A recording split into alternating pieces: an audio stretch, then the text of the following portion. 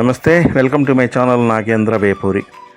ఈరోజు థంబ్నెయిల్లో సూచించినట్లుగా అసలైన నాయకుడు అంటే ఎలా ఉండాలి అన్న విషయం మీద మాట్లాడుతున్నాను. మనది ప్రజాస్వామ్య దేశం. ప్రజలు ఎన్నుకున్న నాయకుడే పాలకుడవుతాడు.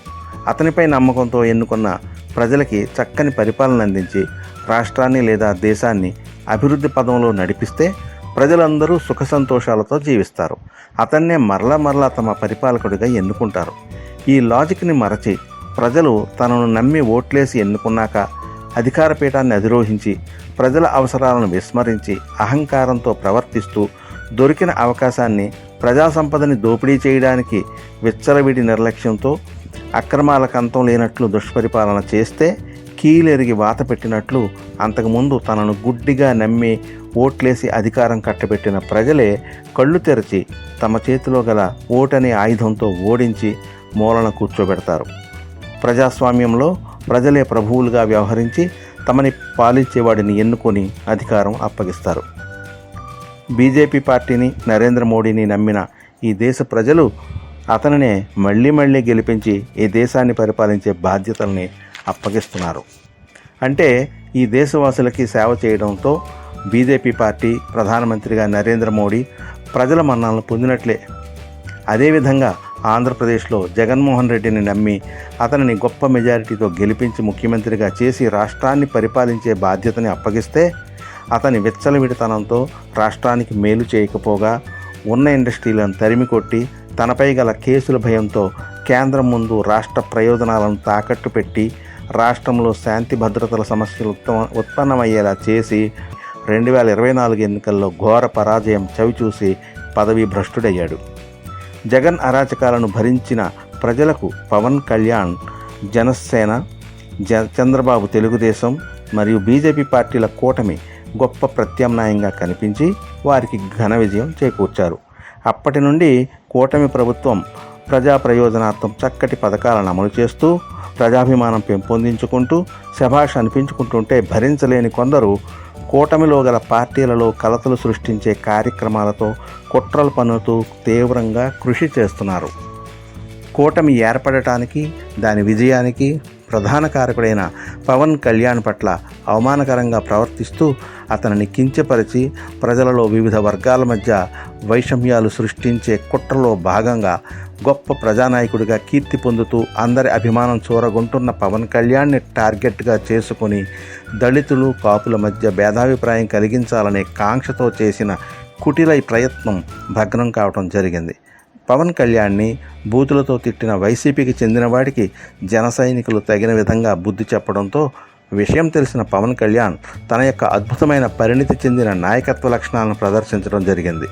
ఈ సందర్భంగా ఆయన మాట్లాడుతూ, ప్రజల మధ్య వైషమ్యాలు సృష్టించేవారి ఉచ్చులో పడవద్దు, కుట్రలు చేసేవారి కుయుక్తులను 10 ఏళ్లుగా చూస్తూనే ఉన్నాం. రెచ్చగొట్టేలా అభ్యంతరకరంగా మాట్లాడేవారిపై, అందుకు కారకులైన వారిపై చట్ట ప్రకారం ముందుకు వెళ్ళాలి. ఎవరు ఆవేశాలకు లోనై ఘర్షణలకు తావీయవద్దు. రాష్ట్రంలో అభివృద్ధి దిశగా సంక్షేమ ఫలాలు అందిస్తూ సుపరిపాలన సాగిస్తున్న ఈ తరుణంలో ప్రజల మధ్య వైషమ్యాలు సృష్టించే విధంగా కుట్రలు మొదలయ్యాయి. ఇలాంటి కుట్రలకు పాల్పడే వారి పట్ల అందరూ అప్రమత్తంగా ఉండాలి. సామాజిక మాధ్యమాల ముసుగులో యూట్యూబ్ ఛానళ్ల పేరుతోనో మరో మార్గంలోనో కులాల మధ్య మతాల మధ్య చిచ్చు పెడుతున్నారు. ఇలా కుయుక్తులతో సమాజంలో అశాంతి, అభద్రత కలిగించే వ్యక్తుల నైజాన్ని 10 ఏళ్లుగా చూస్తున్నాం. వారి ఉచ్చులో పడి ఆవేశాలకు లోనై ఘర్షణ వాతావరణానికి తావీయవద్దు. అలా ఆవేశాలు ప్రదర్శిస్తే కుట్రదారులు ఆశించిన ప్రయోజనాలు నెరవేరుతాయి. సమస్యను జటిలం చేయవద్దు. ఇటీవల మచిలీపట్నంలో చోటు చేసుకున్న ఘటనలు ఇందుకు ఉదాహరణ.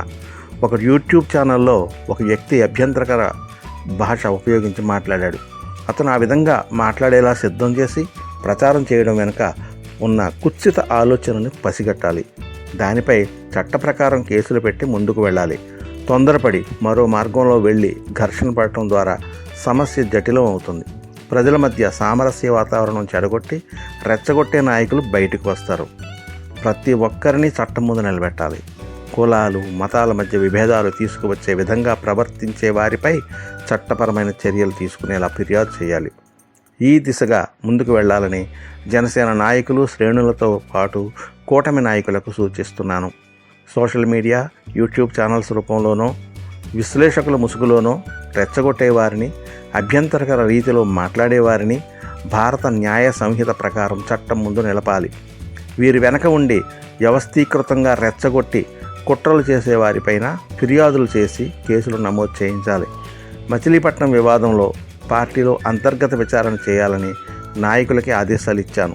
ఈ ఘటనలో పాలు పంచుకున్న వారికి నోటీసులు ఇచ్చి వివరణ తీసుకోవాలని స్పష్టం చేయడమైంది.